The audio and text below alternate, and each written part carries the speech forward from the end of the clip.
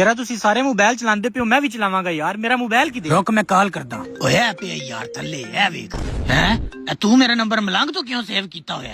ਯਾਰਾ ਪਹਿਲੇ ਸੇਵ ਕੀਤਾ ਹੀ ਪਹਿਲੇ ਮੈਂ ਮਲੰਗ ਆਈ। ਯਾਰਾ ਤੂੰ ਦਰਬਾਰਾਂ ਤੇ ਚੋਲ ਛਲ ਖਾਣ ਜਾਂਦਾ ਨਹੀਂ ਆਈ? ਤੇ ਦਰਬਾਰਾਂ ਤੇ ਚੋਲ ਖਾਣ ਜਾਂਦਾ ਇਹਦਾ ਮਤਲਬ ਮੈਂ ਮਲੰਗ ਹੋ ਗਿਆ? ਓਕੇ ਹੋ ਗਈ। ਓ ਯਾਰਾ ਇਸ ਮੇਰਾ ਨੰਬਰ ਮਲੰਗ ਨਾਮ ਤੋਂ ਸੇਵ ਕੀਤੇ ਹੈ ਤੇ ਤੂੰ ਵੀ ਵਿਖਾਵੇਂ ਨਾ, ਤੈਨੂੰ ਵੀ ਮੈਂ ਕਾਲ ਕਰਦਾ। ਨਹੀਂ ਨਿਕੋ ਨਹੀਂ ਲੋੜ। ਓਰੇ ਫੜਾਵੇਂ ਨਾ ਮੋਬਾਈਲ।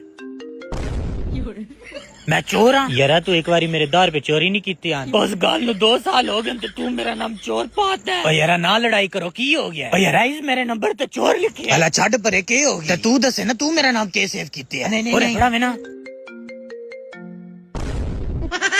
ਮਿੱਠਾ ਐ ਮਿੱਠਾ ਯਾਰਾ ਤੂੰ ਮੇਰੇ ਭਰਾ ਦੀ ਸ਼ਾਦੀ ਤੇ ਖੁਸਰਿਆਂ ਨਾਲ ਨਚਿਆ ਨਹੀਂ ਆਈ?